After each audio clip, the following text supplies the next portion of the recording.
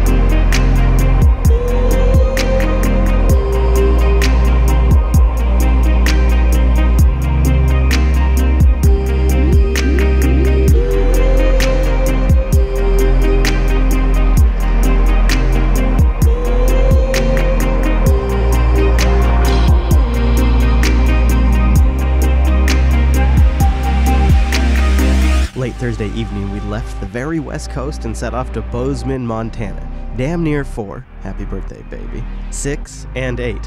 That's the age of our 3 kids. And they'd never been on a road trip this long before. Noah's family arrived at the same time we did, and our kids and the parents immediately got down to serious business late into the night. We are having fun. Okay, cut off the sleeve. My daughter's wearing bags, and my fiance is wearing shirt sleeves as a hat. Dylan, what's happening right now? You're at a campsite at a picnic table, and you're on a computer. What's happening right now? I bet it's Minecraft. None of your business, old man. Wow. Wow. What you doing in here, girls? I've been told to show up in Noah's car, hang out in the passenger seat for a moment. I think it's gonna be geeky. This is amazing already. What is happening? So what is happening in here right now? Here's the thing. Topless Noah with a microphone mount to his windshield. I needed a way to do broadcasting on the road. This is amazing. And this thing is solid. Like, they don't break. And so I was like, I wonder if I can hang a microphone. What do you call this hack here? This is called the RAM mount. It's made by RAM Solutions, and so they have the, typical hold your phone kind of thing. But that's like, and I was like, how did you know it would hold that much weight? Well, because when I started with, I had a splitter thing, and I was hanging different things from my windshield, and eventually I got to a point where I was like, that's really on there solid. Yeah. I bet that could hold some weight. So the only thing they didn't make was they didn't make a RAM to microphone mount. So I fashioned one in my garage. I see that. But I kind of want this setup. This is actually... now I can sit there and I can go find the best Wi-Fi signal and have everything just kind of laid out there on the dash. This is actually pretty slick. I feel like I could record a podcast with this. So we gotta get the setup in Lady Jupes before we... Oh my God, from Lady Jupes' windshield. Oh!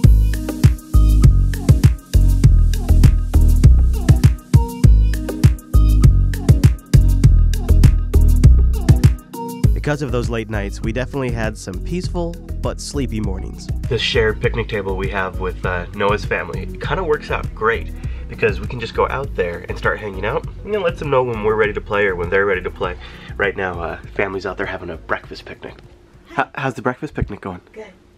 Abby and Dylan both put Cocoa Puffs and Trix.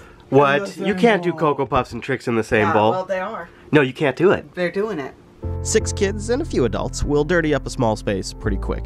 And while we felt pretty good for staying on top of things, the punishing heat of disaster still struck in an unexpected way. We have an emergency air conditioning situation.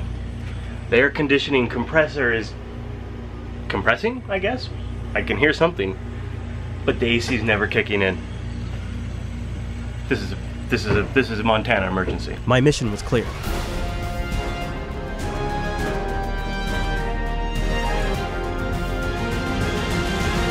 So air conditioning troubleshooting update. I've done a little research and it sounds like there's 2 capacitors to start the AC unit. One for the compressor and one for the fan. Yeah. I've made sure that the fan is the part that's not turning on. I can hear the compressor turning on. Yeah. So I've done a little research and looks like if I'm gonna crawl up there, one easy tell would be is if the capacitor is just swollen. Yeah. Then I know it's for sure bad. But Handyman Noah here also brought a multimeter with him, so we can actually go up there and test to see if the thing's delivering the voltages that it says on the side of it that it should be. Yeah. That'll also tell if it's busted. We could replace it, or I could at least figure out if it's that and schedule a replacement too. So the AC units have been turned off at the breaker, so they are not, neither one's gonna work. Okay. And then we're gonna crawl up on the roof, take the lid off, and see if we see a bloated capacitor. And not electrocute ourselves. And try not to die. So, air conditioner 1, air conditioner 2. Which one isn't working? That one's working. Air conditioner 1, which has actually gotten less work, I think. Those bastards said these would be Phillips screws. These are not Phillips screws. This is how all the projects on the RV start. And this is always the point in which I said, if I would have just stopped now and had a professional do it, I would have saved myself a lot of hassle. So ready to go get a tool? Let's do it. So we haven't even put anything in the nav, we're just raw dogging this. We are here at Big Sky RV, and they have a service and parts center. It was just like 3 miles from the campground. That's a pretty good idea. Oh yeah, it's up there. It did not. Okay, well that was a little unproductive. So no capacitors, 3 weeks out on the technician, but we did get a few other little ancillary necessary items. I'm a little down, because it's, you know, like 100 degrees between here and Washington. Parts for the AC might have been a bust, but the trip wasn't a total loss. We're back home, we've eaten some barbecue, and now it's time to go back up on the roof, open up the AC unit, and just see if we can get an idea of what we're dealing with in the amount of work. All right, if you hear a loud thump sound, come check to make sure I'm alive. Oh, we got a little bit of shade up here. Oh, that's nice. Oh, I've never been happier for shade. Thank you, nature. Thank you, nature. Hey, Brown Bear, welcome up. Hi. This is actually a pretty nice spot because we got a little shade too. Apparently. Yeah. Yeah, so I just started taking the bolts out. After we got that sucker opened, we took a look at the starting cylinders and we really didn't see any obvious issue. We realized this job was quickly getting above our pay grade. This is a difficult thing because we could go get an RV tech and he might be able to, oh yeah, so this be done in a half hour and charge me $400.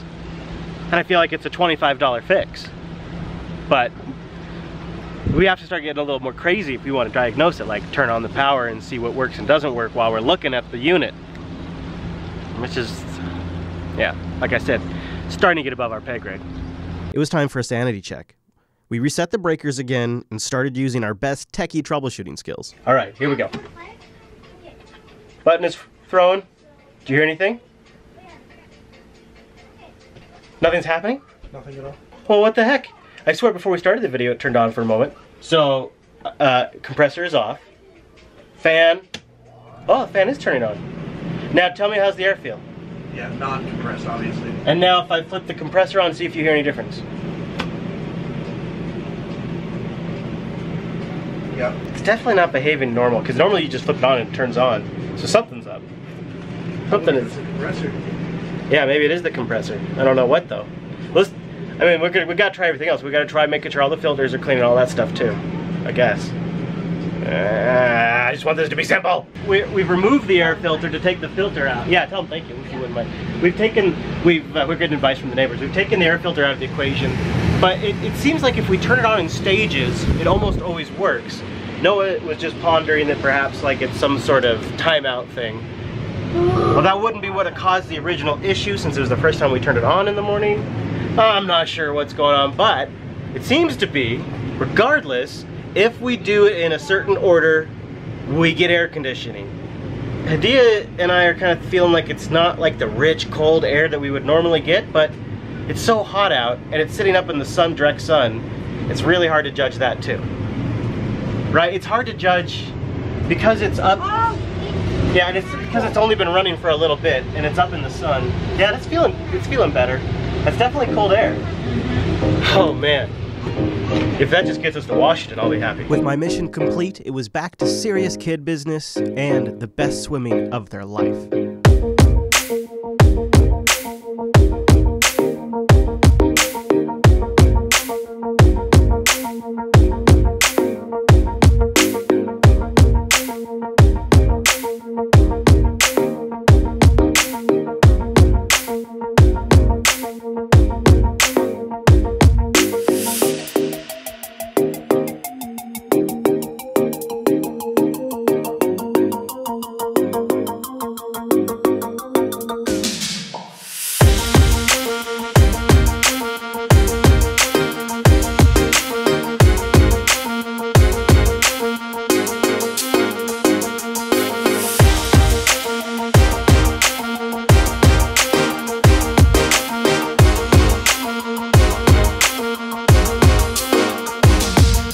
What are you doing? It's almost bedtime. So, there's this person, and he had this rocket launcher, and then I stepped Whoa. on the rocket launcher thing, and then the rocket went up and landed on another RV's house. What is happening right now? Another RV. What are you talking about, a rocket launcher? What are you talking about, another RV? It's a fake. What are you talking about right now? So, see that RV right there? Yeah. That's the rocket that it's on. And Abby also broke one of the rockets now. You're having a big night, I take it.